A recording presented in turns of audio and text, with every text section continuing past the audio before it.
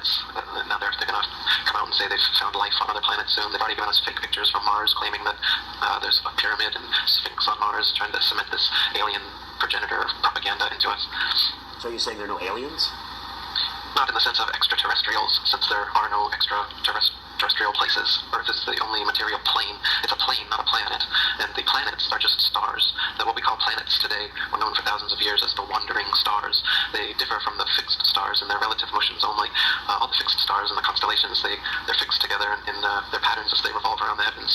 But the planets, as they're called now, used to be known as wandering stars because they seem to wander their own unique paths. They just spiral around the sun, and they have kind of a spirograph orbit.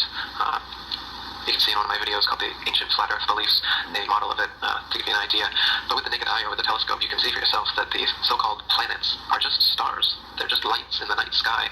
They claim that the planets are physical terra firma that you can land on and potentially live on. And they also claim that the stars are distant suns in galaxies trillions of light years away. Now, these light years are things that they've come up with to try and convince you that those lights in the sky aren't as close as they actually are. They want you to think that the nearest star is actually 25 trillion miles away, and the reason they have to say this is because you can prove for yourself in your backyard with a telescope that the Earth is motionless. If we're really spinning around the sun 200 million miles every 6 months, we would be on the other side of the sun, right? So you can, by looking at the parallax change in the stars, see whether that's true.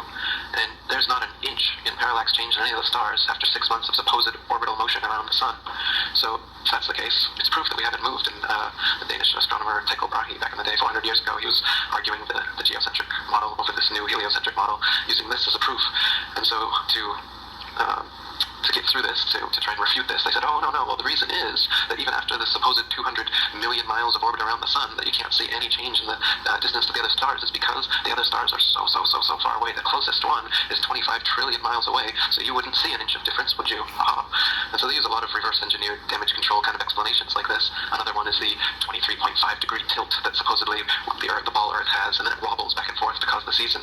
The reason they originally had that tilt was because you can see Polaris, the pole star, all the way from 23.5 degrees south latitude, which is you'd have to be seeing through the ball to be able to see that in their model. So they said, oh no, let's tilt it back on its vertical axis, and that's why you can see it there.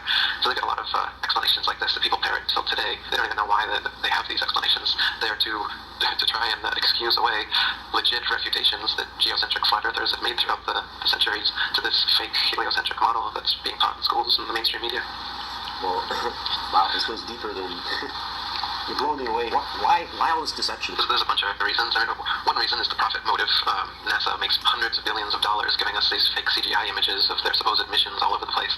So they're pocketing, 98% of that money, and they use the other 2% to hire graphic artists like Matthew Boylan, who's come out and exposed the flat Earth. He's an ex-NASA person.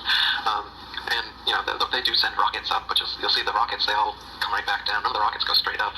They start the parabola on their way back, and the ones they claim are successful are the ones that go out of your eyesight before they really start to come back, fall back down to Earth.